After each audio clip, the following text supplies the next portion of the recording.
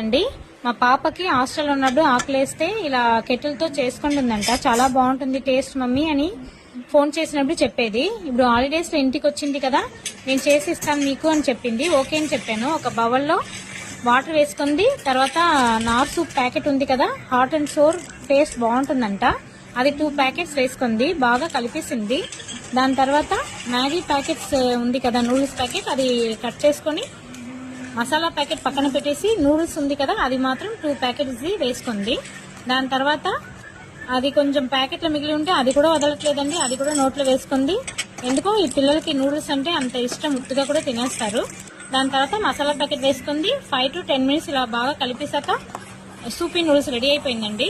దాని తర్వాత ఒక ప్యాన్ లో ఆయిల్ వేసుకొని ఎగ్ బ్రేక్ చేసుకొని వేసుకుంది. పెప్పర్ సాల్ట్ వేసుకున్నాక హాఫ్ బాయిల్ అయిపోయింది కదా, ఇప్పుడు ఒక బౌల్లో సూప్ సర్వ్ చేసుకుని దానిపైన ఎగ్ పెట్టుకుని తింటే చాలా బాగుందండి టేస్ట్ మాత్రం.